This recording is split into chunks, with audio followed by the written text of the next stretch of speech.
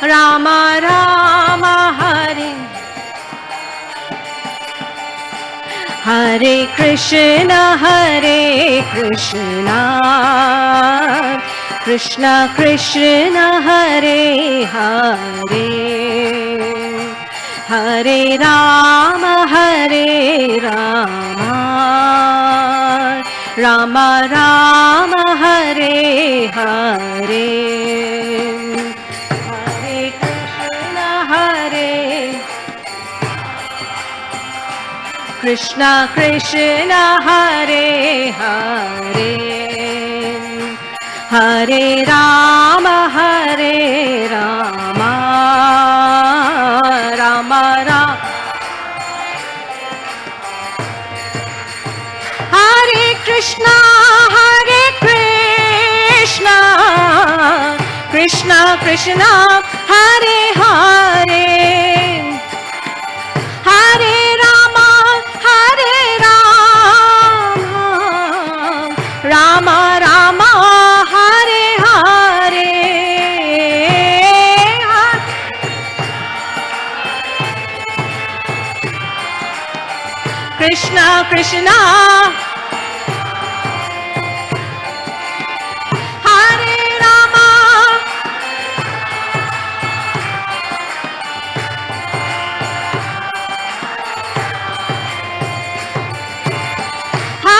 Krishna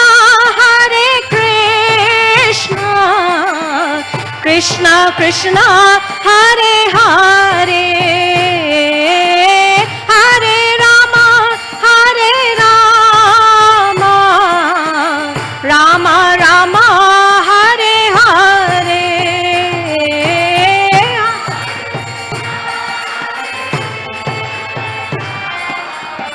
Krishna Krishna Hare Rama Rama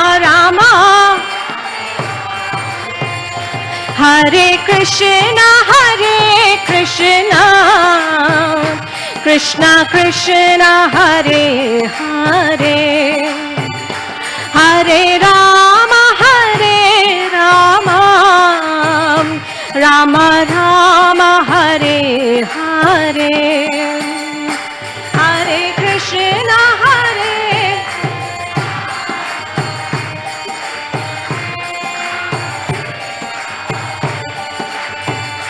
Hare Rama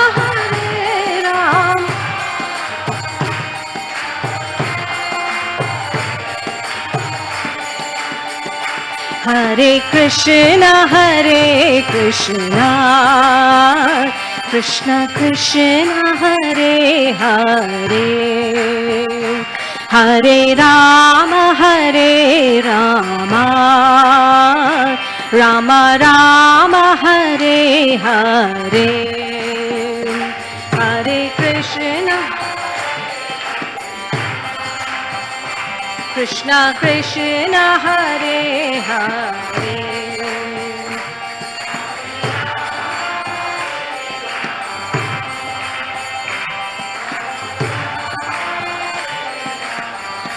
Hare Krishna Krishna Krishna Hare Hare Hare Rama Rama Rama Hare Hare Hare Krishna Krishna Krishna Hare Rama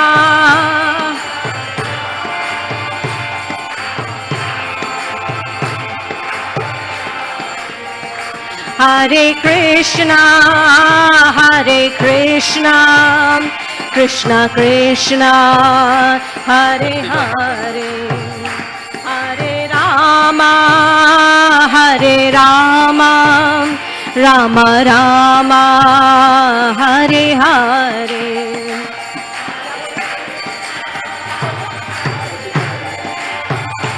Krishna Krishna Hare Hare Hare Rama Rama Rama.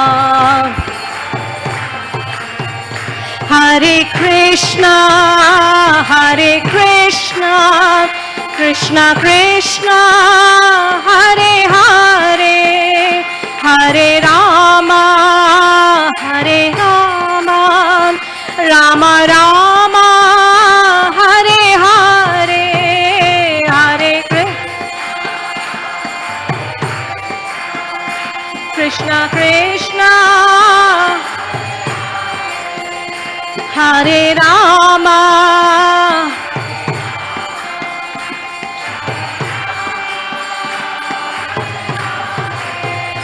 Hare Krishna, Hare Krishna, Krishna Krishna, Hare Hare, Hare Rama, Hare Rama, Rama Rama, Hare Hare, Hare Hare Krishna, Krishna Krishna, Hare Hare, Hare Rama, Hare Rama, Rama Rama, Hare Hare. Jai Gaur Premanandi, Hari Hari Bol.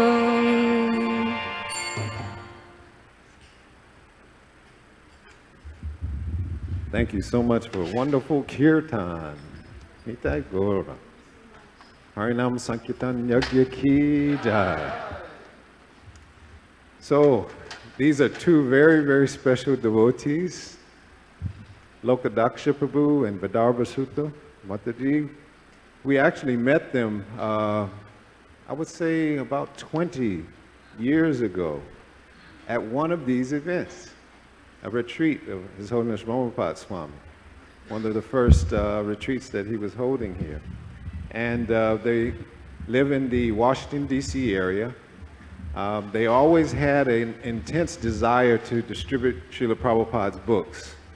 And so they were at Potomac Temple, and at that point in time, when they started distributing books at Potomac, Potomac didn't have such a reputation of being a very good temple for distributing books. And so they continued and they worked diligently. They were so dedicated. And then they met Vaisesika Prabhus.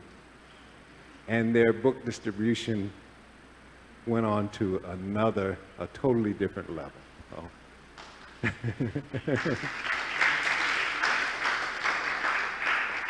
So much so that Potomac became one of the most known small temples, or medium-sized temples, was it? Medium-sized temples. They distributed more books than practically all medium-sized temples in North America, and it was because of these two devotees, Lokadaksha Prabhu and Vidarbha Sutta. And so now they actually are starting another program in Baltimore, replicating what they did in Potomac, and Baltimore's scores are going up. So it's most appropriate that they are here to share with us book distribution. And that's Our Family Business, written by Vaisesika Prabhu. So let's give a warm welcome to Lokadaksha Prabhu and Vidarbha Sutta. Haribol!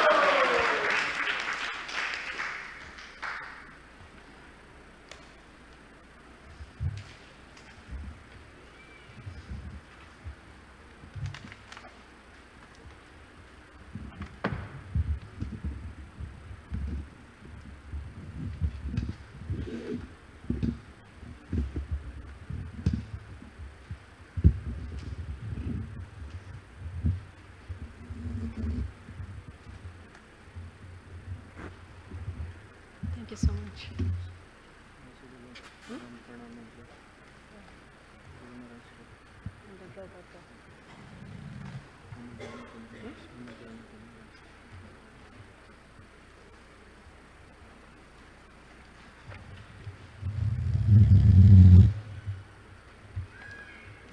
Om Jnana-timirandhasya Jnananjana-shalakaya Chakshurunmilitam yena Tashmai Shri Guruve Namaha. Shri Chaitanya Manobhishtam Stapitam Yena Bhutale Swayam Rupa Kadamayam Dadati Swapadantikam. Vandeham Shri Guru Shri Yuta Padakamalam Shri Gurun Vaishnavamscha. Shri Rupam Sagrajatam Sahagana Raghunathanvitam Sujivam Sadvaitam Savadutam Parijana Sahitam Krishna Chaitanya Devam. Shri Radha Krishna Padan Sahagana Lalita Shri Vishakhanvitamscha. He Krishna Karuna Sindhu Deenabandhu Jagatpate Gopesha Gopika Kanta Radha Kanta Namostute. Tapta Kanchana Gaurangi Radhe Vrindavaneshwari Vrishabhanu Sute Devi Pranamami Hari Priye.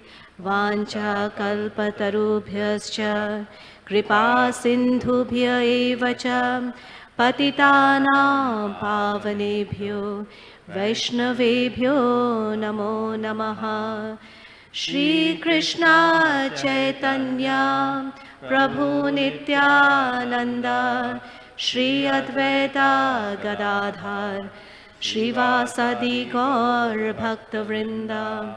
Hare Krishna Krishna Krishna Hare Hare Hare Rama Rama Rama Hare Hare. Namo Vishnu Padaya Krishna Prishtaya Bhutale Srimate Mukunda Goswami Namine. Namo Vishnu Padaya Krishna Prishtaya Bhutale Srimate Bhakti Vedanta Swami Namine. Namaste Saraswate Deve Gauravani Pracharine Nirvishesha Shunyavadi Pashyatya Deshe Tarine.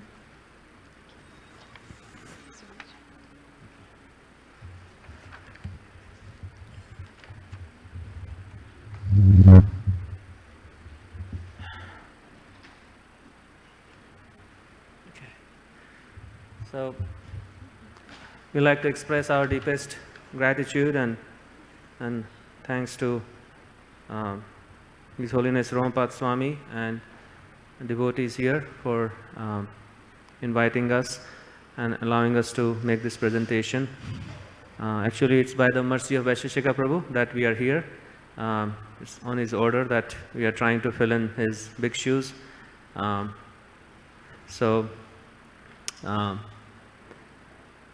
I hope we can make some impact and in our lives by making this presentation for our own purification, and like to share some thoughts about book distribution that we have learned from Vaisesika Prabhu and our Guru Maharaj and all the devotees around the world.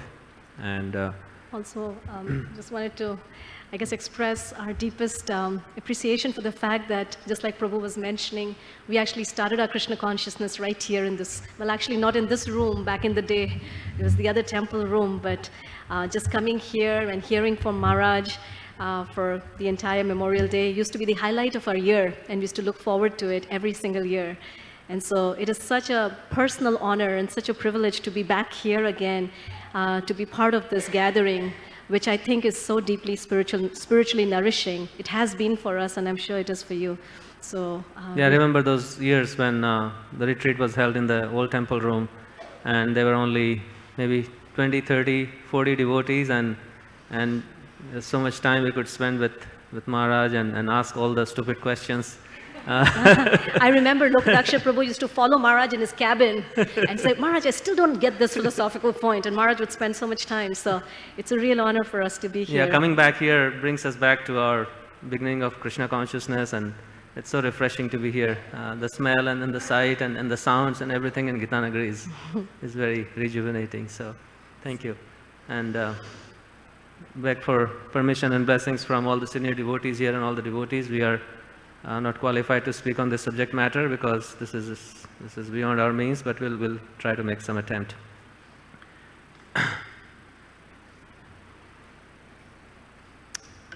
So, before we start, this is a quiz for you. Who distributed the first book in the history of the world? Yes. Okay. Jiva Goswami.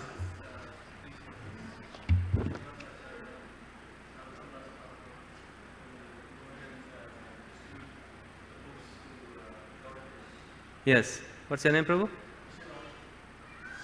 Shivaram.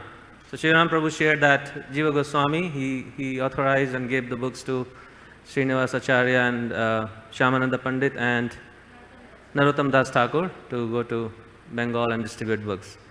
So applause for Shivaram Prabhu. Hari Bol. Any other answers? Who distributed the first book? Srimad Bhagavatam. Srimad Bhagavatam. Sukadeva Goswami. Yes, Sukadeva Goswami gave it to Parikshit Maharaj. Yes. Your name, Prabhu? Veerbhadra Das. Hare Krishna, Prabhu. Thank you. Hari Bol. Yes, Prabhu. The Supreme Lord gave the Vedas to Lord Brahma. Aha! Did you see my notes? Hari Bol. Raghunandan Prabhu. Hare Krishna. Right on.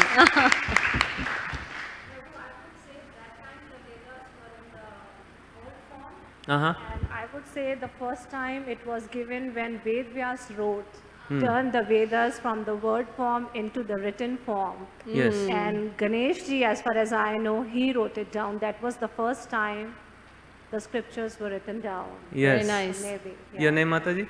Shalini. Hare Krishna. Shalini Hare Mataji. Krishna.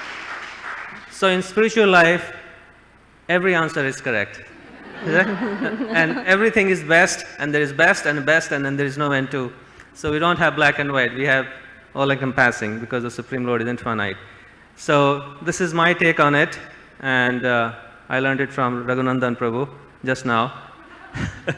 So this is how the first book was distributed. As we see in Bhagavatam, Krishna reveals that this first verse Vyasadeva describes Janmadasya yatha anvayaditaradhaschartheshu abhigya swarat, and then book distribution. Tene Brahma Hidaya Adi Kavaye. So here we see this first book, modern philosophy and modern technology is now just finding out about this method of book distribution, and they're calling it e-book and iBook or whatever you call it. But this is the first e-book that was distributed. It was the book that was distributed from the heart of Lord Krishna himself into the heart of Lord Brahma. So there was a Kindle in the heart of Brahma. Boom, you go to Amazon.com, press the switch, and this book appeared in the heart of Lord Brahma. And not only the book appeared, but Lord Brahma also immediately assimilated it and realized it. So it's not just book distribution, but I mean, sometimes we give a book to the person and you put it in the shelf, right? I have so many books that I keep moving from house to house. But Brahma didn't put it in the shelf, he immediately realized this knowledge. Tene Brahma Hidaya, and that's why he became Adi Kavaye. Adi Kavaye means he's called the Adi Kavi, the original Kavi, because Kavi is a person who is extremely learned. And how did he become learned? Because he received this knowledge from the Supreme Lord himself. So the Supreme Lord himself is the first book distributor. He's showing by his example. And it's very interesting, I was meditating on this verse, and it's a very interesting verse. This Prabhupada explains that this first verse of Bhagavatam describes the absolute truth. Like the last line says, Satyam Paramam Dhimahi. And Prabhupada goes into great length and explains what is the difference between absolute truth and Bhagavan. And it goes in detail. And it struck me that in this definition of absolute truth, this verse is very, very important for Vaishnavas. And in this verse that defines the absolute truth, the first line describes who the absolute truth is. right? Janmadeshayata, from whom everything comes. Anvayaditartaschartheshu abhigya, he knows everything. Swarat is fully independent. And then you have, what does he do? Well, he does book distribution. Tene Brahma Hidaya Adikavaye. This is what he does. This is the first thing he does. Tene Brahma Hidaya Adikavaye. Muhyanti Yat Surya. So we see how this first verse of Bhagavatam, which describes the absolute truth, starts with book distribution. And the last verse of Bhagavatam also, this is the first verse of Bhagavatam, last verse of Bhagavatam. So I was listening to a series, seminar by His Grace Radhikaraman Prabhu, our scholar, and he was saying that the way you find out about what is this book about, you find out what does it talk about in the beginning, what does it talk about in the middle, and what does it talk about in the end. And all the three things should coincide. And if they coincide, then you can say, oh, this is the main purpose or the main topic of this book. And so what is the main topic of Bhagavatam? The last verse. Let's look at the last verse of Bhagavatam. The last verse of Bhagavatam also ends with Nama Sankirtan. Nama Sankirtan is non-different from book distribution. Nama Sankirtanam Yasya Sarva Papa Pranashanam. So Bhagavatam, Sukadeva Goswami is emphasizing, starts with book distribution and ends with book distribution. And similarly, we also say in Bhagavad Gita, like the Chatushloki Bhagavad Gita, from 10.8 to 10.11, the second verse of Bhagavad Gita, Krishna describes that I am the absolute truth, and then he describes that what do my devotees, once you know that Krishna is the absolute truth, then what do you do? Matchita Madgata Prana Bodhayanta Parasparam. So the word Bodhayanta is explained by the Acharyas. Bodhayanta is an order. Bodhayanta, you have to enlighten each other. So when we give one of these transcendental books to the person, there's a Bodhayanta going on in both the directions. We are enlightening the person who is taking the book, but that person is also enlightening us in so many different ways. So this Bodhayanta Parasparam is going on. And so we see that in the four essential verses of Bhagavad Gita, book distribution again appears there. So if something is so integral, we understand in the introduction to the Bhagavad Gita, Prabhupada talks about the dharma of a living entity. And Prabhupada describes that as being the natural characteristic of a living entity, which if taken away from that living entity or that object ceases to be. So Prabhupada gives the example of liquidity from water and sweetness from sugar. So if Sankirtan is the beginning and it's what the Bhagavatam starts with and it's what's included in the definition of the absolute truth, then we could perhaps look a little bit deeper and see, is that even part of the dharma of a living entity in terms of both the receiver as well as the giver? And maybe I'll start with the receiver part. So we understand that every living entity, according to the Bhagavad Gita, is defined as marginal energy, right? And marginal energy means tatashta shakti. And what does tatashta shakti means? It means that they can choose this way or that way. They can go this way or that way, which means that they have a quality which is they're open to suggestion, right? We can go to them and we can say, hey, what do you think about this? And they'll be, yeah, that's a good idea. And so this is actually a function or a quality of a jiva. And even the secular world, they understand this quality. And hence we have this multi-billion-dollar advertising industry, which is basically telling people, hey, get this and you'll be happy, buy this and you'll be happy. So they're tapping into this quality, which is that they're open to suggestion. So from the perspective of, and then we'll get a little bit more into how their being open to suggestion has created revolutions in this world. So let's just take a little detour and get to the point of as a giver. Sometimes, devotees, I've heard devotees say, oh, I cannot do Sankirtan, and I don't like to talk, or I'm shy, or how. And I was just reflecting on this, that actually even the act of giving, or the act of sharing, or the act of Sankirtan is actually the natural function of every living entity. And you can see that as soon as you go out into the world, what's Facebook all about? It's all about WhatsApp. What is it all? I watched this movie. Hey, you guys got to go watch this movie. It's an amazing movie, right? Or guess what? I read this book. You need to read it. So all around us, everyone is engaged in some kind of glorification, some kind of Sankirtan. Even a little ant. I mean, right now is the ant season. I don't know how it is in your houses, but my house, I see a lot of ants around. And I often wonder, how do they find out? One tiny, if I just make a mistake of leaving one tiny crumb in some corner of the kitchen, there's a whole host of them that just appear. And I was thinking it's because one little ant goes around saying, hey, guess what? There's a little crumb in that corner, let's go. And so that's the function of all living entities, that as soon as we find out about anything nice, we want to go out and tell everybody about it. And so just both in terms of giving as well as receiving, it is very natural. Prabhupada says in his famous lecture on chanting Hare Krishna, he says, this is not an artificial imposition on the mind. It is actually the natural function, natural dharma. And so we can see that, when we open ourselves up and when we start seeing Sankirtan as a very natural thing, if we are excited, we will want to share, then it's no longer intimidating. And we see that even like, when we see how, and I think you're going to go to those slides, I guess this was a little question we want to ask you guys. How many of you guys here have ever read cover to cover, or even maybe a chapter of The Origin of Species? Anyone here ever read the whole book? The whole book? Small parts, okay. Here's the follow-up question. How many of you here know or have ever heard the theory of evolution? How is that? None of us have ever read it, and yet all of us know about it. So you can continue. So the idea, the point that Vaisesika Prabhu makes is that the books are containers, and they contain idea seeds. So these idea seeds, when the book goes out, these idea seeds go and sit in somebody's house, and when somebody opens the book, the idea seeds come out, puk, puk, puk, puk, puk, and then they start enter our heads, and they start fructifying and germinating and creating something wonderful. So this is what we see in the examples of Charles Darwin, Origin of Species, one book that has influenced humanity like nothing else. This whole rampant increase in atheism is largely because of this Origin of Species. This one person who put these idea seeds into the book and just released it. And we were watching this one movie about, this was a movie made on Charles Darwin. It was so amazing to see how hesitant he was to actually put this idea in a book. And his wife kept discouraging him, and the local priest kept telling him that this is not a good idea. And then of course, he had some experience losing his daughter, and then he went on and he wrote this novel, this book, and it's made such a big impact.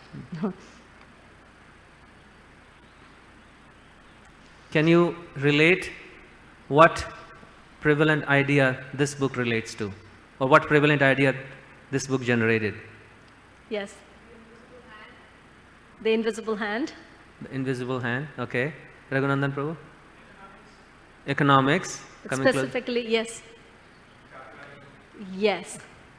Capitalism. So Amazon, eBay, Nike, everything just came out of this one book. Adam Smith, one of the first presidents of America, he came up with this very powerful book, The Wealth of Nations, which generated capitalism. Another quiz. What is the importance of this book?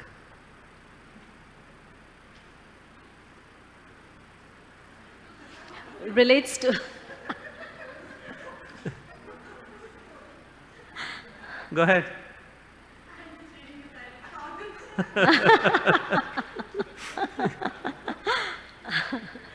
Any wild guesses? Yes, Prabhu. Constitution. Close. Close. It's connected to the American history. Yeah, Thomas Paine wrote ideas which basically started the American Revolution, and the rest is history.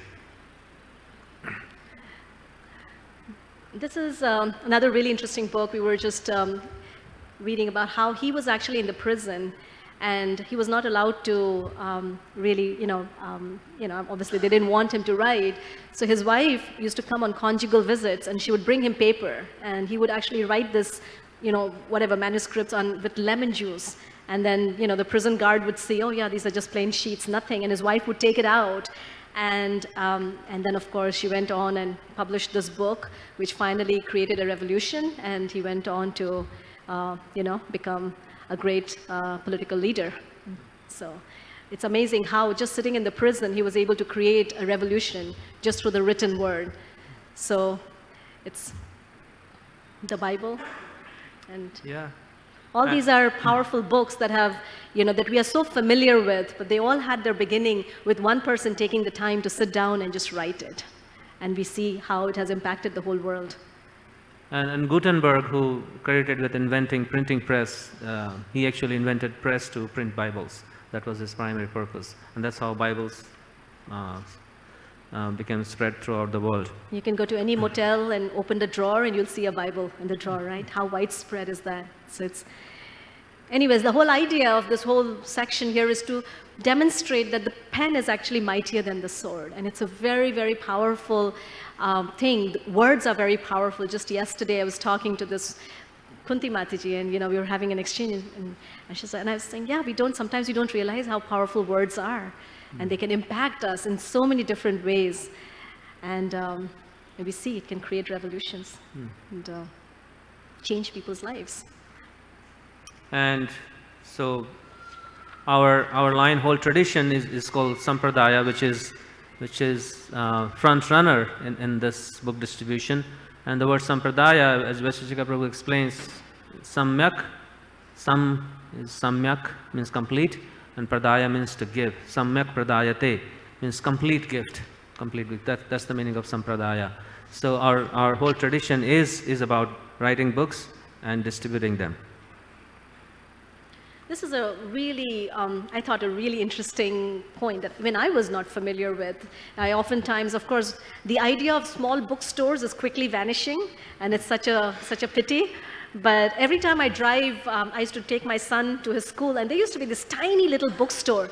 And I used to think, really, I wonder who even goes there. And then this fact came out that even the tiniest bookstore in the world has more ideas stored in it than all the television shows, which has been going on for I don't know how many years now, combined together.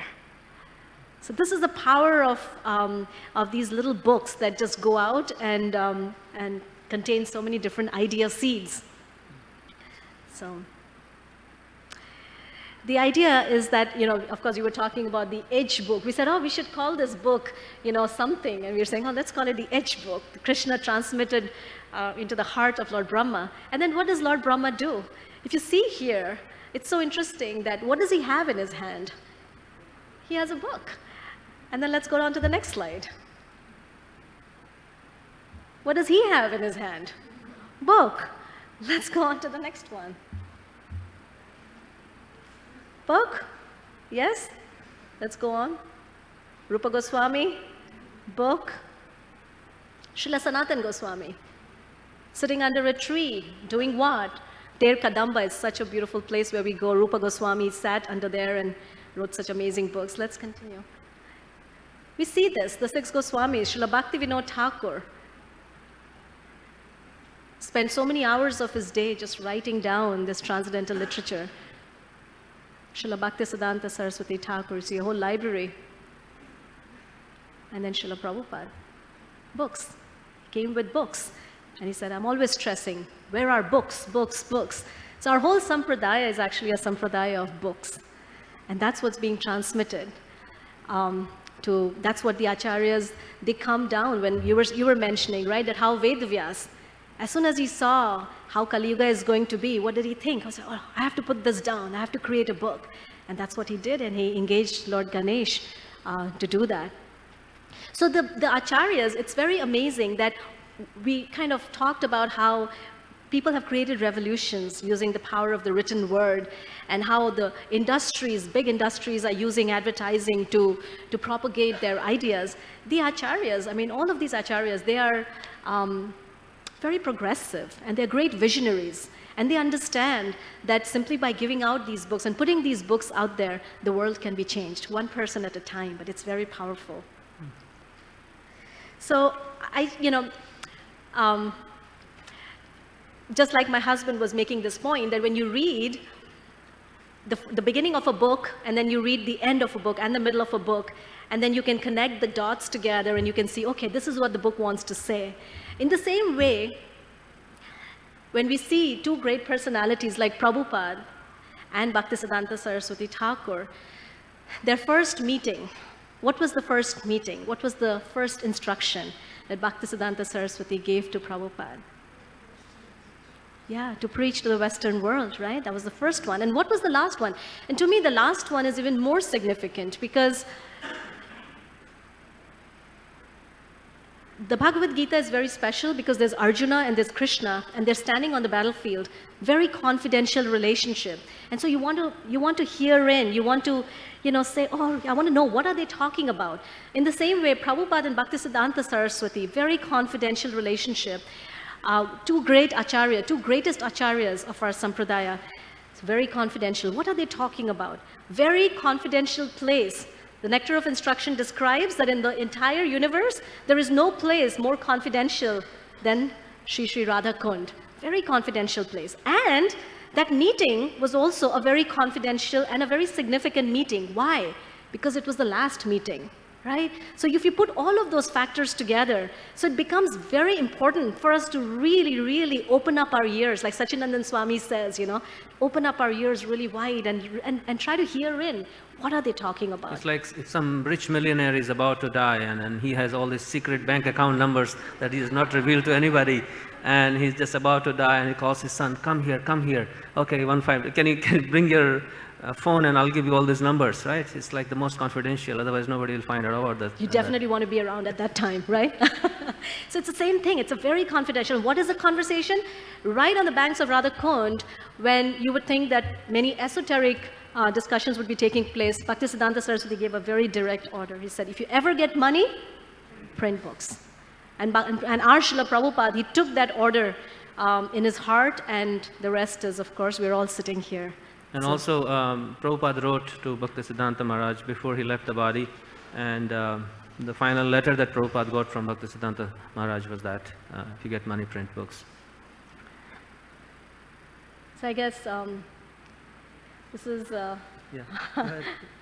a very important question that comes up is why this emphasis on giving? Why are the acharyas stressing so much, give, go out and share this knowledge, print books, why? And I was just, there was a little post, and you might have seen this, Prema Tarangini just shared this post, and I was like, oh my God, this is a Sankirtan post. And I don't know if you guys saw that, this was the comparison between the Dead Sea and the what is it? The river, the Sea of Galilee. And I found it so amazing that apparently the Dead Sea is huge as compared to the Sea of Galilee, much, much bigger. And they also receive water from exactly the same source, the River of Jordan. But the most amazing thing is the Sea of Galilee has apparently at least 20 different kinds of fishes. It's teeming with life. And there is so much, it sustains life and is just so alive, while the Dead Sea, as the name suggests, is completely dead. There's no life can exist there. It's toxic. And they were describing what is the difference. Even though they're receiving water from the same source, one of the seas actually multiple times bigger than the other one, and yet why is one dead and the other alive? It's because the Dead Sea does not have an outlet. It just takes and never gives back. And the Sea of Galilee, whatever it receives, it just gives it back. And so you see how when we receive this, and so the acharyas, when they're emphasizing this, it is not just because they want to change the world. Yes, that's a big part, but it's also because it'll make our hearts alive. We can actually become filled with this internal potency, which is all about knowledge, bliss, and will be infused with this enthusiasm. So these few points I'd like to share about this whole topic of why is it important to give. Because this is how Lord Chaitanya started. Our first book distributor in our tradition is Lord Chaitanya, who, when he went to South India, he found these two amazing books, Brahma Samhita and Krishna Karnamrita, and immediately got them copied and then brought them back to Jagannath Puri for distribution. This is a very interesting verse I found in Srimad Bhagavatam. In the 4th canto, chapter is Dhruva Maharaj goes back to Godhead. And And this verse basically emphasizes in both ways. Yadbhajamana eva cheva sarvato lokastrayohi anuvibhrajanta ete. Yan nabrajan jantasu ye nanugraha vrajanti bhadrani charanti ye nisham. The self-effulgent Vaikuntha planets, by whose illumination all the illuminating planets within this material world give off reflected light, cannot be reached by those who are not merciful to other living entities. So that's the negative. Yan navrajan jantusu ye na anugraha. So those who don't do mercy to others, they cannot. Only persons who constantly engage in welfare activities for other living entities can reach the Vaikuntha planets. So it's saying both the negative and the positive, but it's emphasizing the same points, that we don't have a choice not to engage in this giving service. And for us, this is the order from Lord Chaitanya. This is the order from Lord Chaitanya. When Chaitanya Mahaprabhu was visiting South India, he met this Kurma Brahman who was very inclined to leave his family and just walk away with Chaitanya Mahaprabhu. I can't handle this family life. How many of you have that feeling? It's too much. And Chaitanya Mahaprabhu says, Prabhu kahe ehi baat kabhu na kahiba, grahe rahe Krishna naam nirantara loiba. So Chaitanya Mahaprabhu says, don't speak like this ever again to me.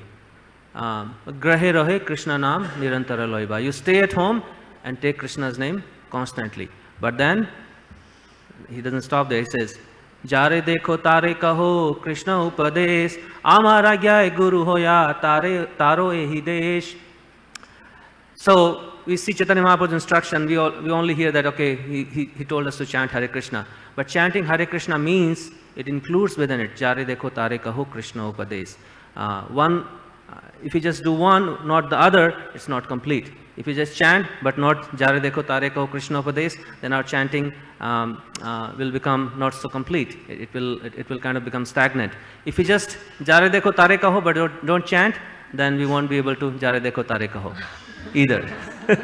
Right? So both of them, we see Chaitanya Mahaprabhu's instruction. And this appears many times in Chaitanya Charitamrita. If you read, Chaitanya Mahaprabhu always emphasizes both the things have to go hand in hand together for us to get the maximum benefit very, very quickly. And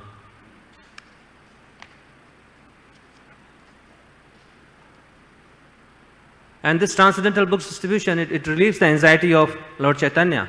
In this chapter, in the Antya glorification of Haridas Thakur, Chaitanya Mahaprabhu is revealing his heart to Haridas Thakur, that he says, Iha sabara kaun mate hoi ba nistara, tahara hetu na dekhiye e dukh apara, that how will this conditioned souls be delivered?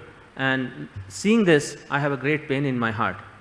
And at that time, Haridas Thakur says that, Haridas kahe Prabhu chinta na kariha, yavanera sansara dekhi dukha na bhaviya.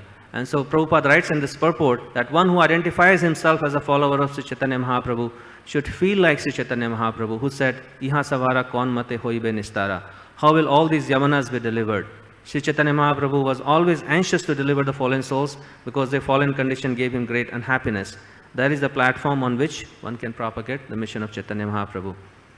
And then in the very next verse, when Haridas Thakur replies, Prabhupada says in the purport that these words of Haridas Thakur are just befitting a devotee who has dedicated his life and soul to the service of the Lord.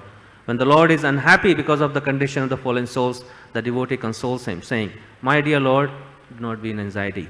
This is service. Everyone should adopt the cause of Sri Chaitanya Mahaprabhu to try to relieve him from the anxiety he feels. This is actually service to the Lord. So many times we talk about the word Sankirtan. What does Sankirtan mean to you? And I guess understanding from Prabhupada, it appears that Sankirtan means this whole taking on Lord Chaitanya's anxiety. When we take on Lord Chaitanya Mahaprabhu's anxiety in our heart, just like I grew up in a business family, and right from the day go, when I got my senses, I was sitting in my father's shop and talking to the customers and counting money and doing this, all this. And lo and behold, I developed this anxiety in my heart. Today there are less customers. Tomorrow there are good customers. Today there is more money. Tomorrow there is less money. Oh, our competitor is doing better than us today. So this was the anxiety I developed just by sitting in my father's shop. I developed the anxiety of my father. And this went on, and then finally I realized that this anxiety is not good for me too. So I came into the service industry. But Sankirtan means taking this anxiety of Lord Chaitanya. Once we take on this anxiety, that will express no matter what kind of service we do. Once we have that anxiety, how can I use my talents, my ability to spread this Krishna consciousness movement? That is Sankirtan. That is the spirit of Sankirtan. And this Sankirtan is also glorified by the gopis because it relieves their anxiety. In Srimad Bhagavatam, the 10th canto, 31st chapter, the song of separation, the famous Gopi Geet, the gopis are feeling this intense separation from Lord Krishna because Lord Krishna has suddenly disappeared, and they're glorifying him. And in the middle of that in that feeling of intense separation, what is relieving them of their anxiety? They reveal their heart in this famous verse. Tava kathamritam tapta jivanam kavibiriditam kalmashapaham Shravanamangalam Srimadadatam Bhuvi Ginanti Ye Bhurida Jana. By the way, the meter of this verse is called Rajahamsa. Rajahamsa means like a royal swan. So when you sing this, Tava kathamritam tapta, it's like a royal swan walking, very, very regal, with a lot of majesty. So in the last verse, last line, they say, Bhuvi Ginanti Ye Bhurida Jana. What is relieving them of this anxiety is when they see conditioned souls, they are relieved of their anxiety of separation from Krishna. Because everybody, Prabhupada says, everybody is suffering from separation from Krishna. All our material miseries are as a result of separation from Krishna. So when the gopis see that living entities are being relieved of their separation from Krishna, that relieves their anxiety of separation. And when the gopis are relieved of their anxiety of separation, then Krishna becomes happy and the circle becomes complete. So whenever we give Krishna consciousness to others in any form, through books, through prasadam, through any means, just remember that you're relieving the anxiety of the gopis. They're noting your scores. Yes, you did this. Also, as this is, sometimes it is, a question, it definitely came to me a long time ago, that when we are serving Krishna, what about our own happiness? Does it really, yes, we are trying to relieve Lord Chaitanya of his anxiety. And of course, all of you are magnanimous souls, so maybe this question doesn't come into your heart. But the fact of Sankirtan is that as we are trying to satisfy Krishna's anxiety, our own anxieties become, actually, in Vyasadev's story, that is the only way he could relieve his own anxiety. After writing all the Vedas and the Puranas and doing all of that, he was still suffering from depression. He was still feeling dissatisfied. And he was thinking, what is the matter? What is it that I'm missing in this? And I don't know if I have felt that many times when we are not, for whatever reason, there's a break in our Sankirtan, then I start feeling this restlessness in the heart, like, oh, what is missing? And then we go out on Sankirtan, and then immediately, yeah, this is what we were missing. So because it relieves our own anxiety, and Vyasadeva also experiences that, and then Narada comes to him and he says, you haven't sufficiently glorified the Supreme Personality of Godhead, and that's why you're experiencing this. And so then he goes on to compile the great Purana, the Srimad Bhagavatam, which is direct glorification of Krishna. It's interesting that Dale Carnegie, he actually talks about, what is the name of that book? How to Stop Worrying and Start Living. In that book, he talks about a 14-day challenge of how to overcome depression and anxiety. And his 14-day challenge is that go out every day and give and do some act of kindness for somebody. And he says that within 14 days, you'll actually start feeling uplifted.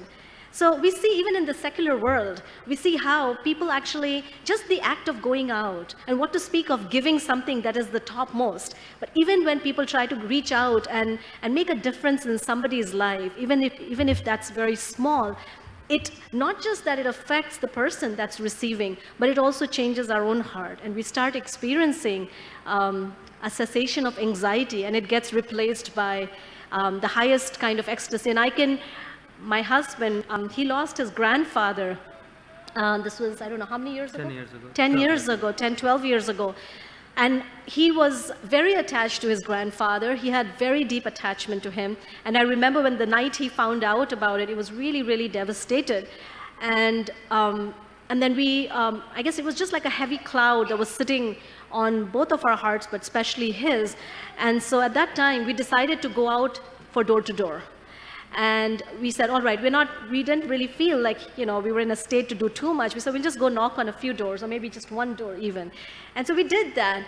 And I guess maybe you want to share. I mean, it was amazing to see the transformation in him right after knocking on one door.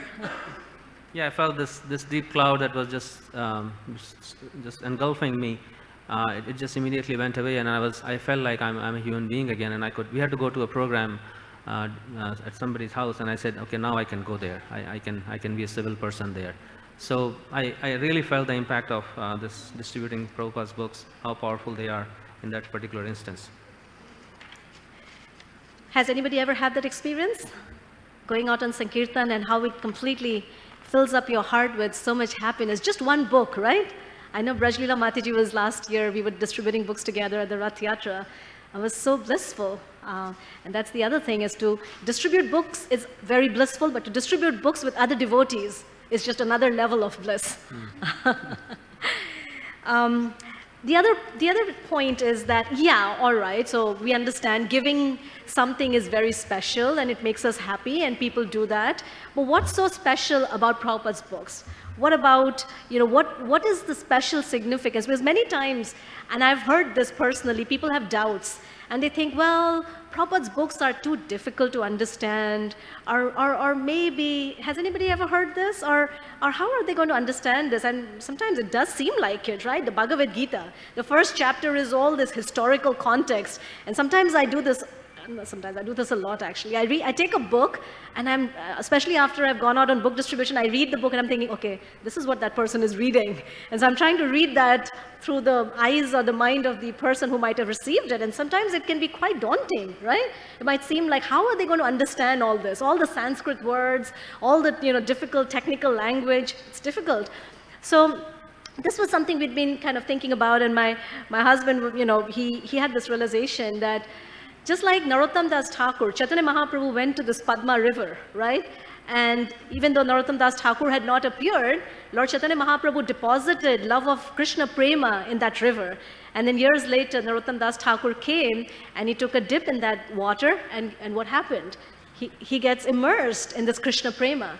So Prabhupada, this is not just a book of knowledge, which it is. Prabhupada said these books are going to be the law books for the next 10,000 years.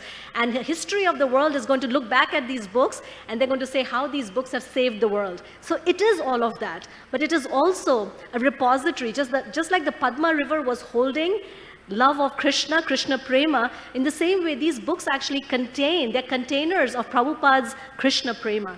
Prabhupada actually said these books are my personal ecstasies. So they contain within them this pure love of Krishna. So anybody who comes in touch with these books, not even come in touch, anybody who even sees these books, when we go out on door to door, sometimes we take these books and we shake them in front. If somebody didn't open their door, we shake it in front of their door. Okay, they got some dust, from these books. So they'll be purified. The power of these books, anybody coming in touch with them, their lives are going to be transformed. And they will be infused with that same Krishna Prema that just like Narottam Das Thakur was when he took a dip in the Padma River. Yeah, although many times Prabhupada is called as an equal opportunity offender, because he will say very strong statements about boom, boom, boom, boom, about this kind of people and that kind of people and that kind of people. And many times people think, oh, somebody will be offended.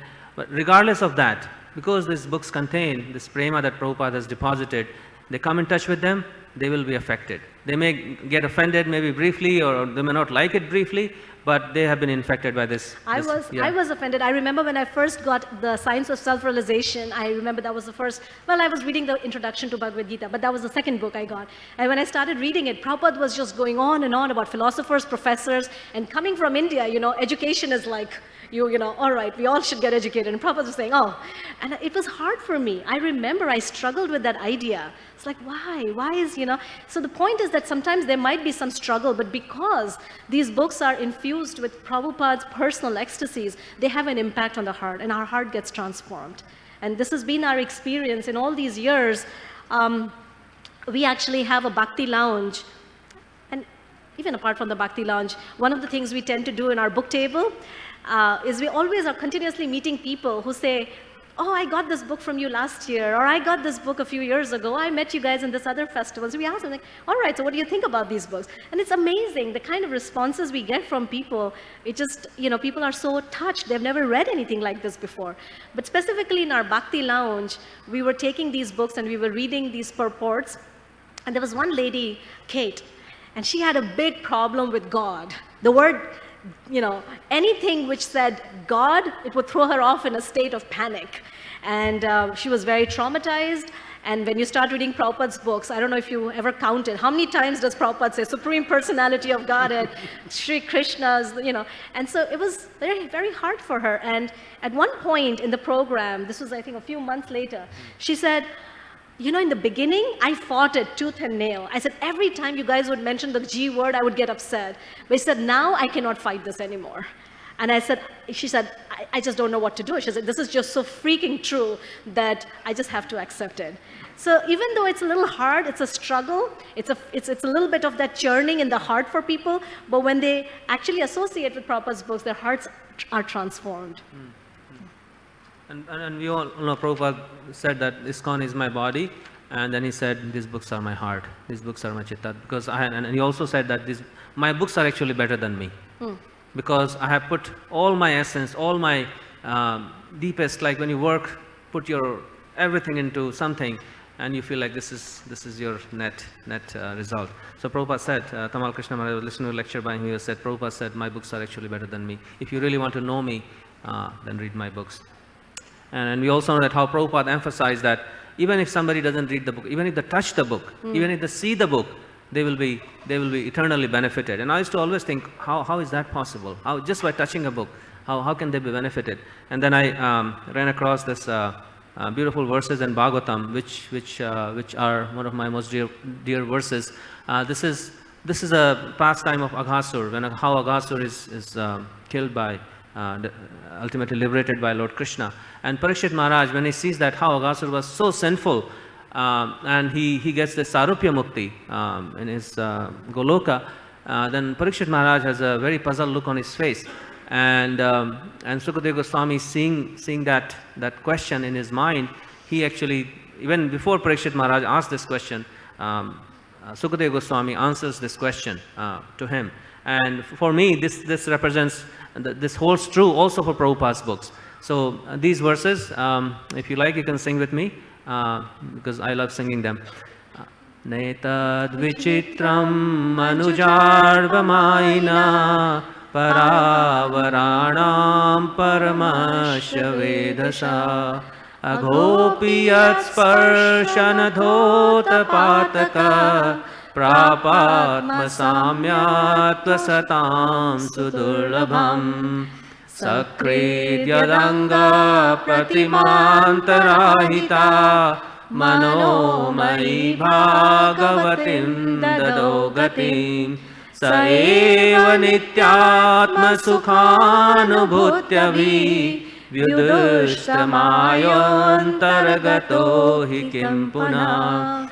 So the third line in the first verse, aghopiyat sparshana dhota patakam. So Sukadeva Goswami is answering, what was the qualification of Aghasur? Why did he achieve such a Sarupya Mukti that is impossible? Because he wanted to kill Krishna, and he already killed all the cowherd boys by the time Krishna enters. So he answers, Aghopiyat Sparshana Dhota Patakam. The only qualification of Aghasur was Sparshana. Krishna personally touched his body. Sparshana. Aghopi Dhota Patakam, which he became completely freed from all the papas and achieved. And then he says, and then before that, Sakridya Danga Pratimantarahita.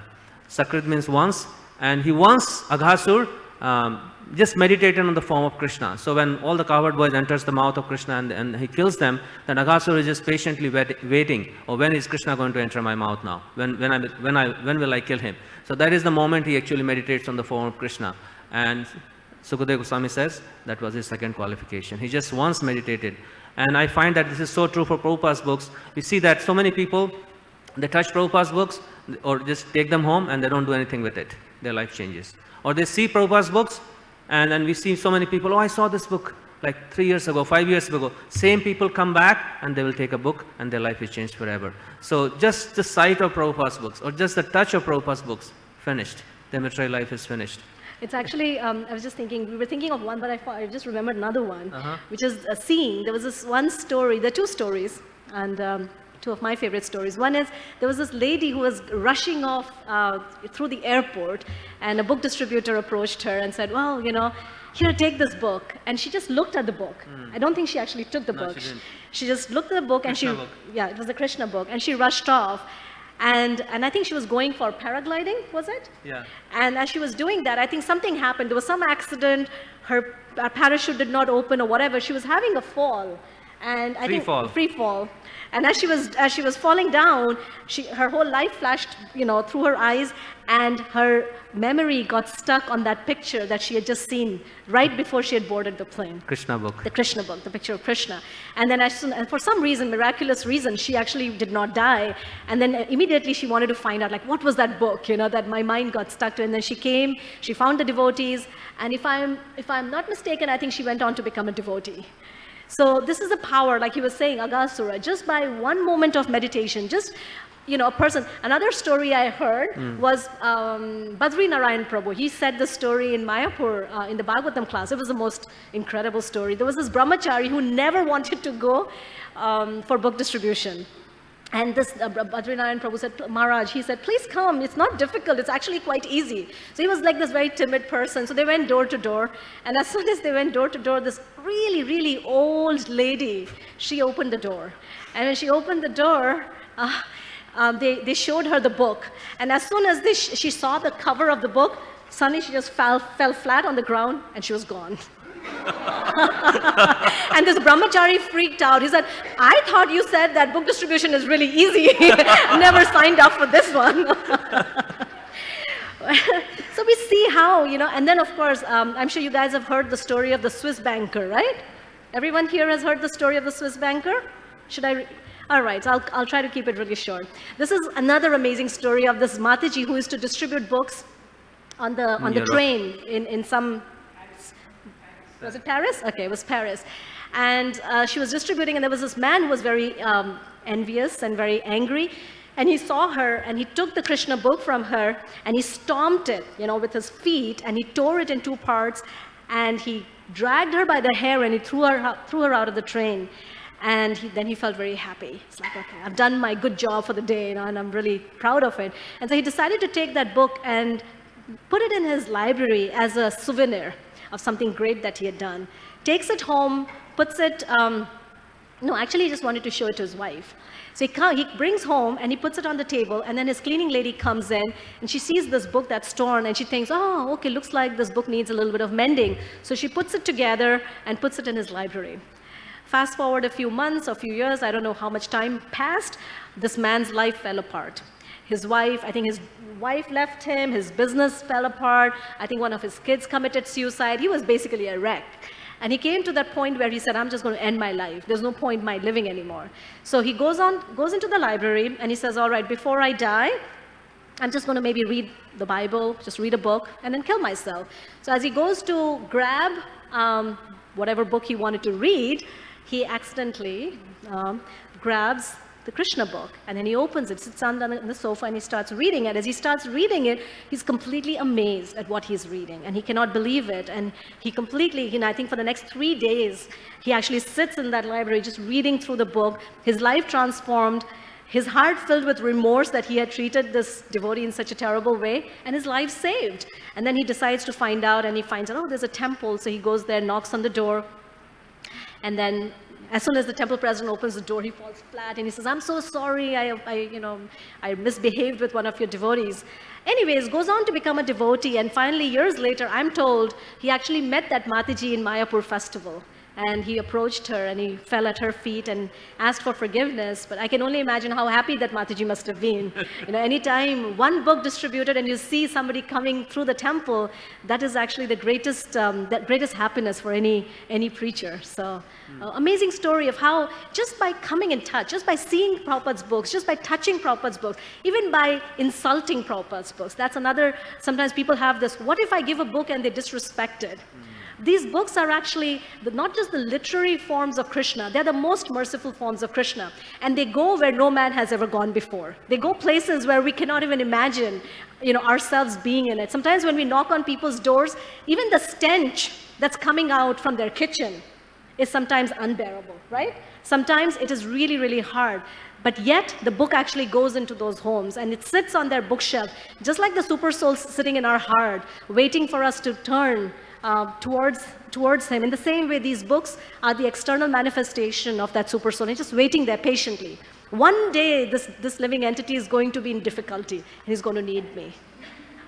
And that's how these books make an impact. Yeah, there's so many stories like that. We can go on, but for sake of time, this is another point that Vaisesika Prabhu makes, is that book distribution is high sadhana. This book distribution itself will give us realization that will enhance our whatever service we are doing, and they go hand in hand. It really uplifts us in a place that otherwise it's kind of very hard to get into. He talks about this chart, which is, he says, positive stress. So what book distribution does, it provides this stimulation where we are in this positive stress, because there's something forces us to go into out of our comfort zone, do something good for others, extend Prabhupada's mercy. So it kind of keeps our spiritual life very, very active and alive. It's something that Yeah. There's so much anxiety, even every time we step out with the bag, Yeah. you experience that stress, that anxiety. And I think after you come back, I think the good part about this is when you come back, you really want to know what's in those books that you just gave out.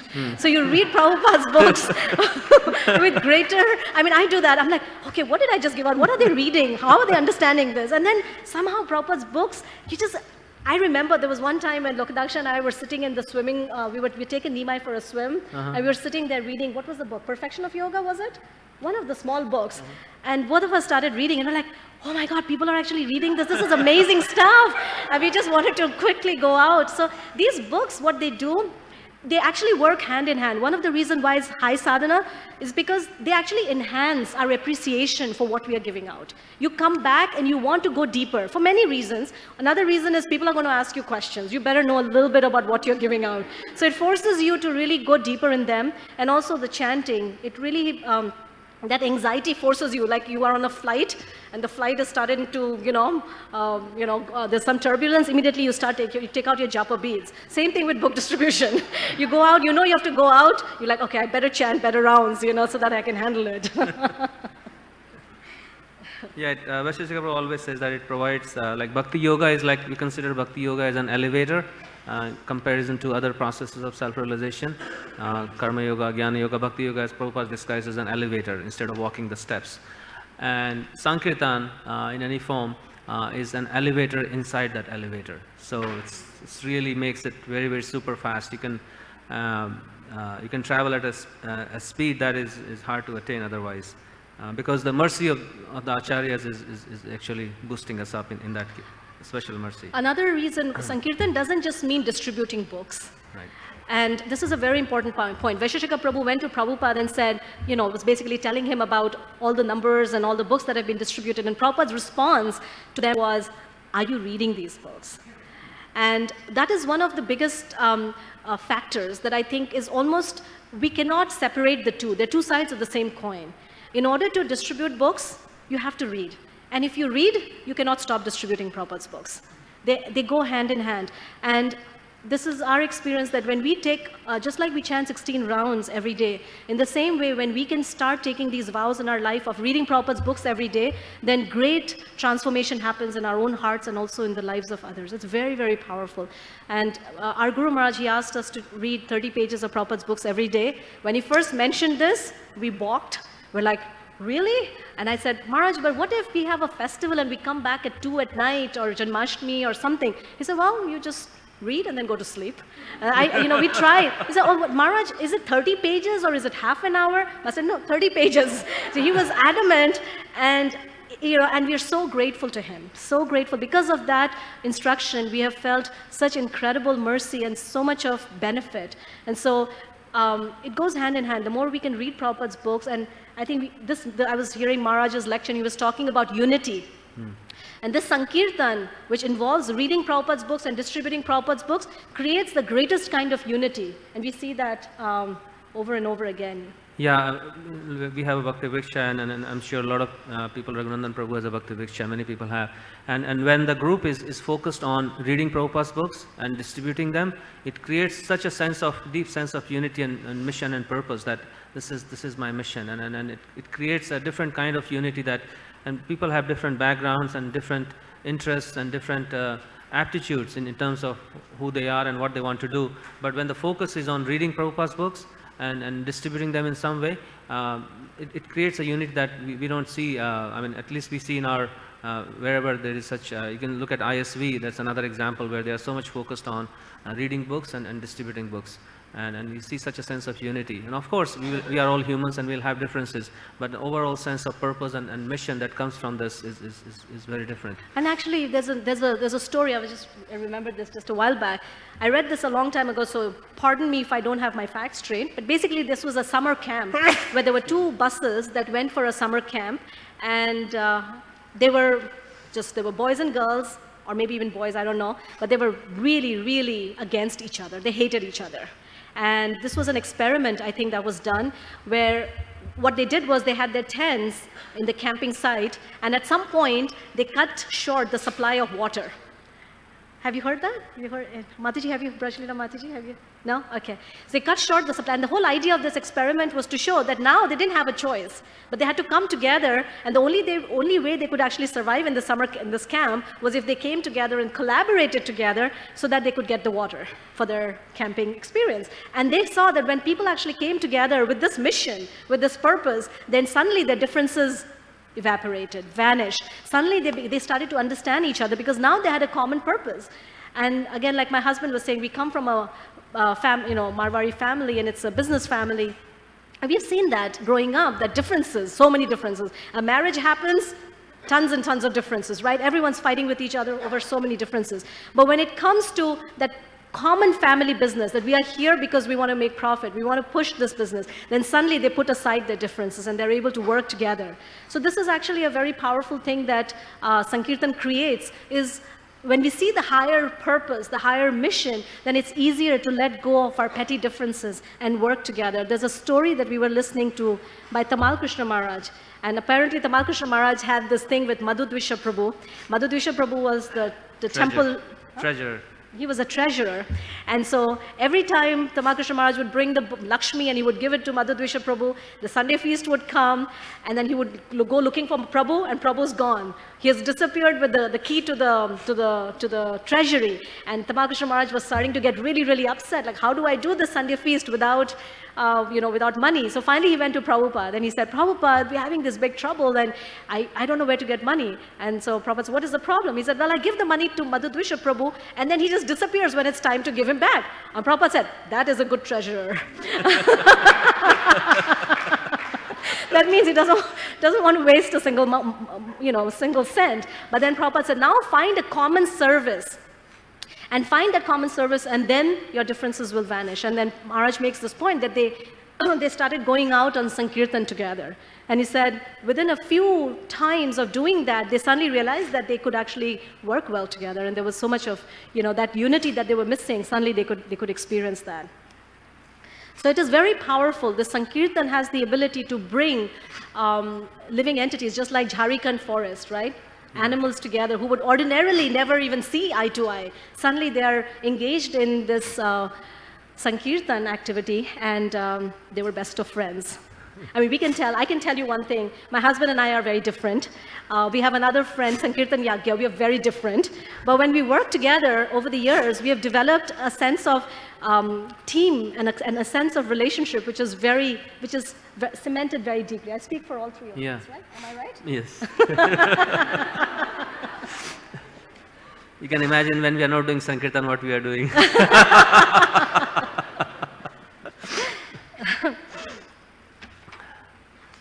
This is a beautiful point I came across while reading Mana Siksha by Raghunath Das Goswami. Recently it came out, and this commentary by Urmila Mataji.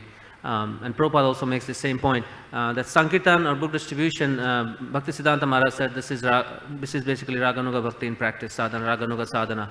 And that's why if you look at the logo of Gaudiya Math, this is crafted by Bhaktisiddhanta Saraswati. On the left side is the Vidhi mark, and on the right side is the Raga mark. And on the Raga mark you have Bhagavatam at the top, Radha Krishna on the right, and then you have Kirtan, which is basically printing press, right above the Mridanga, because he called the printing press as the Brihad Mridanga. And Bhaktisiddhanta Saraswati Thakur makes this point that this book distribution is it gives us the realization to actually understand. Otherwise, we have no qualification to understand and enter into Radha Krishna's pastimes. They're completely beyond us. So when we actually engage in this Sankirtan, we are actually able to please Lord Chaitanya, and then he gives us the entry into Radha Krishna's pastime. Otherwise, without that, it's practically impossible for us. So just by our personal sadhana, it may take us many, many lifetimes to get to that point. But Sankirtan is like a elevator within the elevator. It allows us to get into that space where we can enter into, understand, and begin to understand those pastimes. This is a very powerful point that Prabhupada actually said, that even if everything falls apart, this movement cannot be stopped, because if anybody gets a book, the movement will just start all over again. And so we see this whenever a person comes. We have had so many people that have come into our program because of book distribution. And when they come into book distribution, many of them, first day they come in, they start going out. And those people actually, we see that people actually come in and they immediately join the family business. They go on to become very expert businessmen themselves later. And we have a friend, whose brother runs a multinational company somewhere in Bangalore. And she was asking him, she said, "You've built this big business. What if somebody comes and cheats you and takes it all away?" And he said to his sister, he said, "No one can take this business away from me." And the reason was because he said, even if they take it, I know how to start it. So I can just start it all over again. And so we see that when we actually teach people this art of Sankirtan, this art of distributing Prabhupada's books, we're actually teaching them, we're empowering them. And every time, we go out and we distribute books, we're actually restarting this movement. Devaprasha Prabhu was sharing with us just recently that there was a lawsuit against the temples, and all the devotees were in great anxiety. And they were thinking, oh, what will happen if everything, the temples are gone? And Mukunda Maharaj was just very peaceful. There was no anxiety. And Devaprasha Prabhu asked him, it's like, "Maharaj, you're not in any anxiety." And Maharaj said, "So, if the temples go, so what? We'll just like we did in the past, we just went out, we distributed books and created it. We'll just go back out and we'll do it all over again." So just like they say that, you can feed a person a fish, teach them how to fish, you've given them food forever. Of course, fish is not a very good example, but you know what I mean. You teach them farming, and then you've given them food for a lifetime. So it's the same thing. You teach them, once we teach our congregation, once we teach the members that we are ourselves and the members that we are cultivating, this great sacred art of distributing Prabhupada's books, we're actually teaching them the ability, we're empowering them with the ability to start this movement over and over and over and over again. And it cannot be taken away. It's very powerful. It's a seed that we have planted in their hearts. And so, go, Prabhupada said, chant, chant, chant, and can't.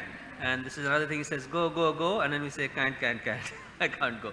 And we have, our mind throws so many excuses and so many reasons. So I don't look good today, I don't feel good today, I don't speak well, my accent is not that good, and blah, blah, blah. Our mind is so expert at stopping us. So we just wanted to address and also hear from you guys, what are the different obstacles that you sometimes feel or face in terms of distributing books. Anybody felt any obstacle? yes.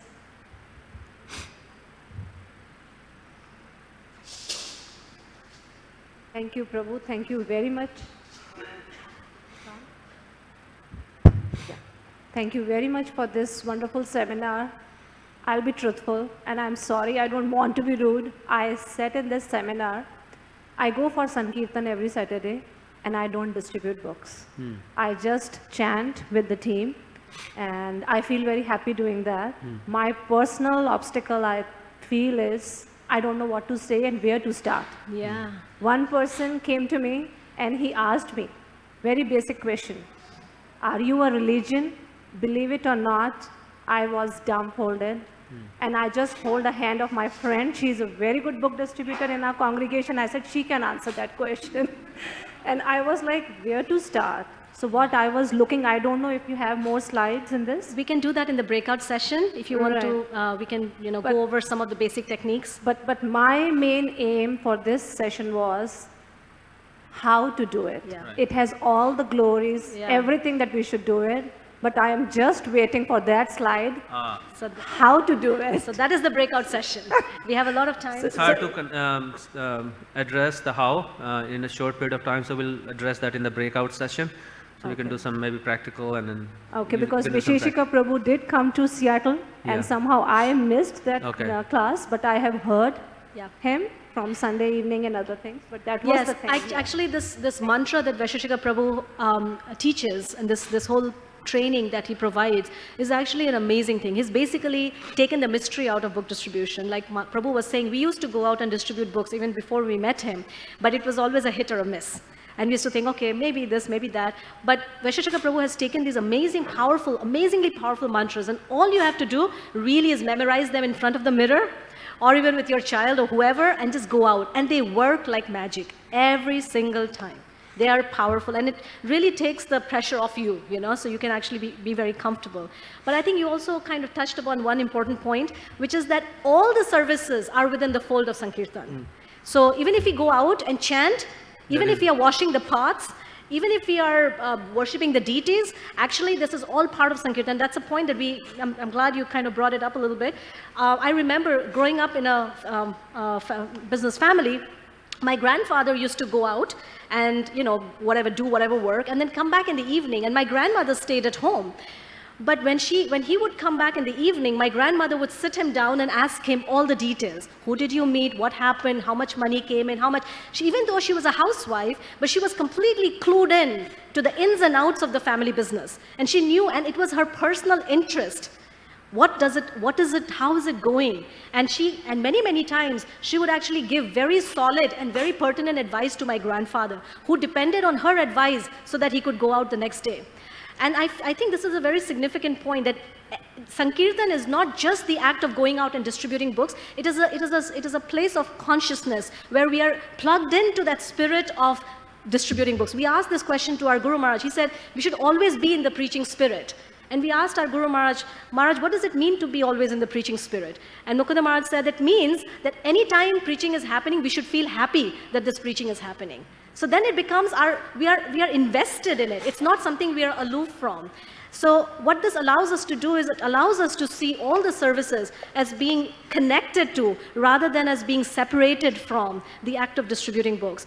We also have another friend whose son is in the Navy, and she was telling me that every time they have to go and I don't know what they do, but whatever, they shoot or whatever, shooting something. There are 20, 30 people behind, and their work is of critical importance. And that is also being on the front lines. So being on the front line is not just, of course, it is this, but it's also a lot more than that.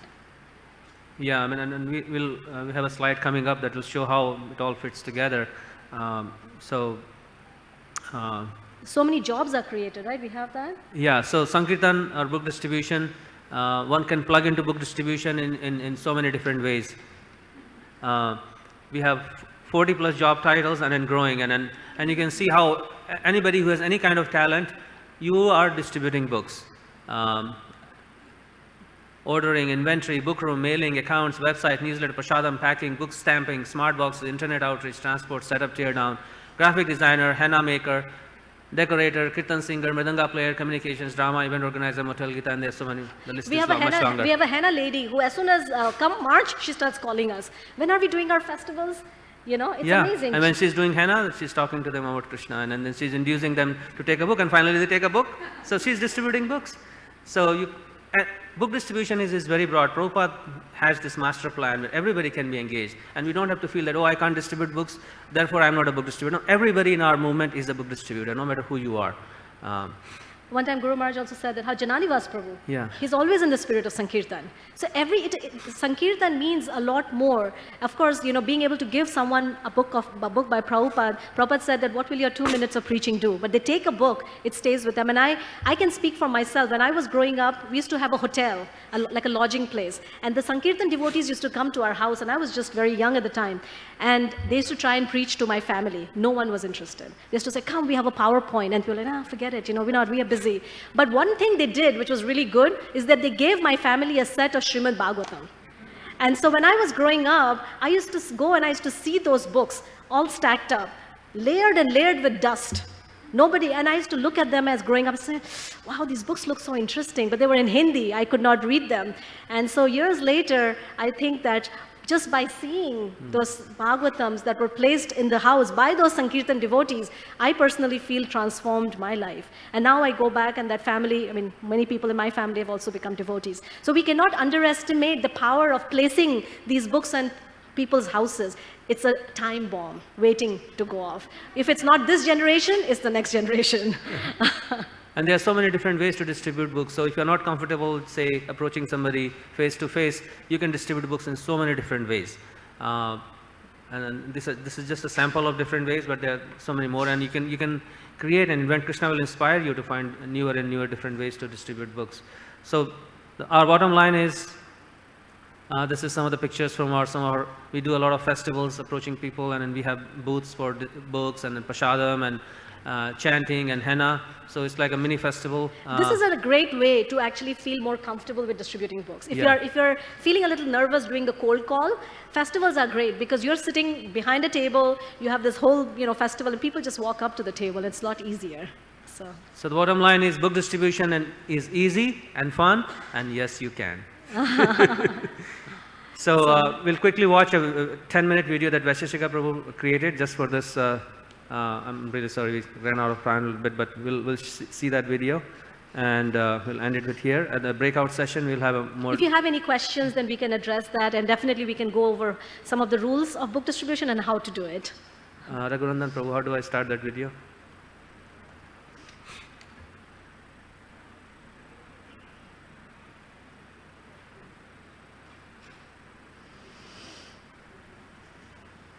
No, yeah.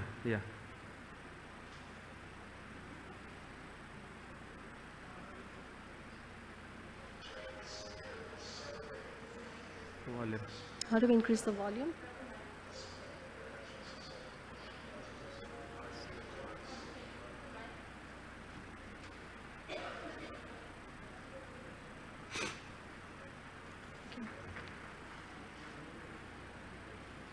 Laga do. We can put the mic.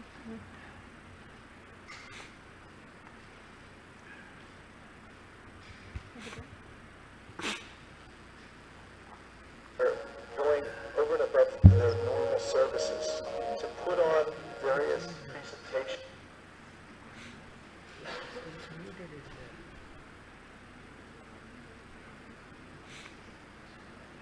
I think the mic has to be a little bit. No, he's connected the wire.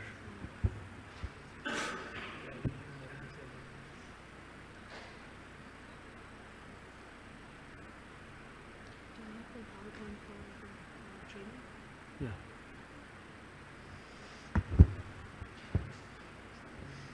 We need to start it again.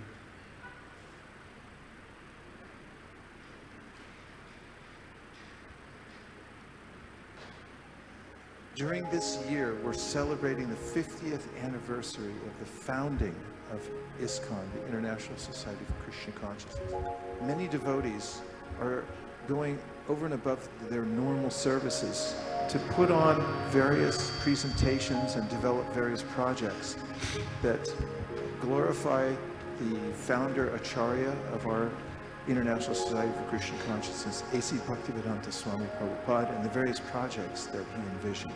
One of the projects that's been foundational to the International Society for Krishna Consciousness is the publication and distribution of transcendental knowledge, especially through books. Books in and of themselves are containers, that's what they are. And the books that we're distributing contain spiritual seeds, and they are idea seeds. In fact, ideas are what get implanted into people's hearts and minds because the living entities in this world are called tatastha. And tatastha means open to suggestion. Yeah, there's all kinds of ideas floating around and people are open to those. Books transform the world. It's all pervading. There's just this idea. Where did the ideas come from? It came from a book. Somebody thought about it, wrote it down. The book went around the world. The ideas spilled out. and because living entities are open to suggestion, they picked it up. We have a channel through which we can get these containers full of idea seeds, the best idea seeds, that completely reject all religious ideas that are materially motivated, and that propound the highest truth, which is reality distinguished from illusion for the welfare of all. Such truth uproots the threefold miseries. Could you give somebody some seeds that would uproot the threefold miseries? Here, have a handful of seeds. What will these seeds do? They'll uproot the threefold miseries in your life. Would you like them? Let me plant them right away. They may or may not know, but when the container goes in their hand, the container goes in their house, the container ends up somewhere in their life, the seeds will spill out, and those seeds will uproot the threefold miseries. That's what we're distributing. So we're part of a sampradaya, and a sampradaya means a gift-giving line, a line that gives the greatest gifts. Sampradaya means to give, to bequeath, to pass on something that's very valuable. And that's what we're doing. We're giving. We're just little givers. And we go out to give the best seeds that will change people's hearts, their lives, will change society, will change the world. You pass this on to people, it will carry on through the generations. The more we distribute books, the more these seeds will spread out into society, and you'll see 500 years from now, 1,000 years from now, 2,000 years, 5,000 years from now, the fruits will appear all over the world. Book distribution, it goes far and wide. They go across oceans, they go past boundaries, they go into the White House, they go into prisons, they go everywhere where you can't take a kirtan. Therefore it's called the greater Madanga. It's louder. You write the kirtan down, it's codified, it comes in idea seeds in these containers, and when they go out, the message spreads and penetrates society, and it changes the world. Therefore, he wrote all of these books. He said, this is the perfect gift for the people of the world. There's no more perfect gift that you can give people other than these containers that hold seeds that come from the spiritual world. And when they grow in people's lives, people have access to the spiritual world. All the money that started ISKCON and allowed it to grow to what it is today in such a short amount of time came from the distribution of books. So Prabhupada's idea was that our business in ISKCON would be books, reading books, distributing books, and by the sale of the books, we would be able to support all the projects around the world. There's mention throughout the scripture about good work that you can do in this world, but the best work that you can do is to give other people Krishna consciousness and also do things like build temples. There's nothing better than that. And when you're going out, every time you distribute a book, you're doing all of that, all at the same time. There's no better work on the planet. It's much better than working at Wendy's or Home Depot, Intel. Pick any of them. Reading these books will transform our lives. If we associate every day with these idea seeds, they will go into our minds, into our hearts, and we will become spiritually minded. Our hearts will be spiritually motivated just by taking in these spiritual seeds from the Goloka Vrindavan planet. They've descended from here. So we have to read and take it in. And we should also understand that the trouble we take to go out and distribute books is high sadhana. It's also high sadhana to go out to do Harinam Sankirtan. Anyone who takes up this order that Srila Prabhupada gave to spread the Krishna consciousness movement all over the world, particularly by printing and distributing books, will be intimately connected with His Divine Grace A.C. Bhaktivedanta Swami Prabhupada. Because when the Lord or His pure devotees give an instruction or make a request, those who come forward to fulfill that instruction or to help upon getting the request are then connected to the internal energy. Prabhupada said, kindly help me. I am printing books and I want to distribute them around the world to please my spiritual master. Kindly help me. Anyone who simply tries to help Srila Prabhupada distribute books all over the world will be successful. Not only that, we see that within ISKCON, we have small communities around the world that are basically independent, under the umbrella of the ultimate managing authority of the GBC, but each has some autonomy. Those communities that are centered on teaching Krishna consciousness to others and that are dedicated to the process of book distribution, bringing books in, reading them, and taking them out to distribute to others, become particularly strong. The devotees have powerful realizations, and they also get special mercy from going out and giving Krishna consciousness to others. Srila Prabhupada made this statement to one of his managers of the book distribution effort and the publication effort, and that is that any advancement we've made in our Krishna conscious movement up to this point has come due to the distribution of these books. And therefore he asked him, do not deviate your mind even for a moment from this activity. Continue to think of it, continue to push for it. And Sri Chaitanya Mahaprabhu told everyone, gave this open order that everyone should become a spiritual master and try to spread the teachings of Krishna all over the world. Srila Prabhupada gave us an easy way to do that, and that is by printing books, distributing them to people all over the world, reading them ourselves, and learning to live by their tenets.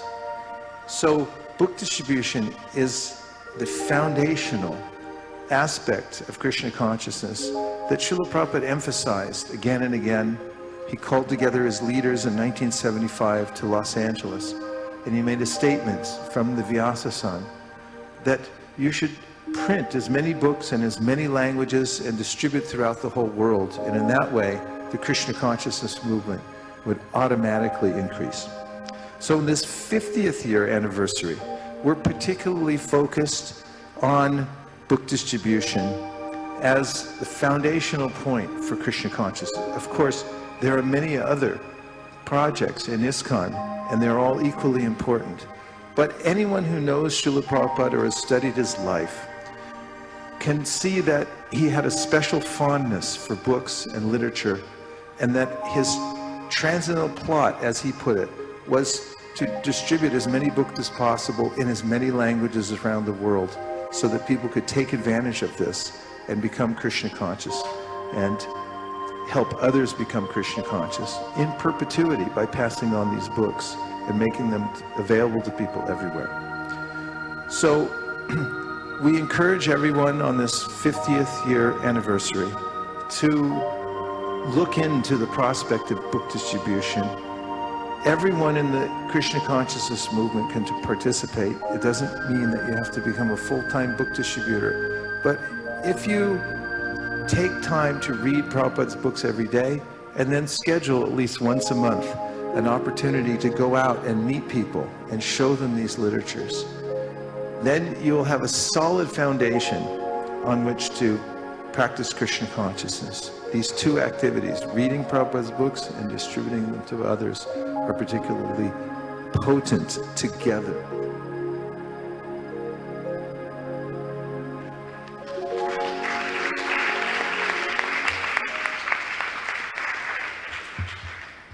So Vaisesika Prabhu has written this book, Our Family Business, and we have limited copies of it. If anybody wants, maybe during the breakout session or after lunch, you can get them. Prabhu Ki. Jai. And their graces, Daksha Prabhu and Vidarbha Sutta Mataji Ki. Jai. I don't know about you, all I can say after this session is, wow. I feel like going out and distributing some books. So we're most grateful for your presentation. Thank you. Thank you for coming. They will be here for the breakout session, so if any of the devotees would like to discuss the book distribution and see how they can actually implement that in their lives as well as in their communities, you can do so at the book distribution breakout session at 3:45. Where will that be? At 3:45, we're going to reconvene right here in the temple room. And we just want to see by a show of hands, the breakout session is a session where you will actually reflect on the different seminars, or one of the different seminars, and see how that you can take what you've learned here back to your locale, apply it in your personal life, and also apply it in the community. And we asked if you could just reflect on that earlier this morning. So just by a show of hands, I'm not going to hold you to it, but we just want to get a general idea of how many breakout sessions we would need to have, if not all of them. So let's see, the book distribution breakout section. Okay. Devotee care. Okay. Spiritual leadership, unity in diversity. Okay. Strong Krishna conscious families. Okay. ISKCON founder Acharya and Anartha Nivritti. Okay. And then let's see, 7 purposes in education and training. Yes, I know. We're going to see how. Okay. All right. Thank you very much. We're having lunch now, and it's 2:05. Again, we'll reconvene here at 11:45, and we have some more announcements. And you have some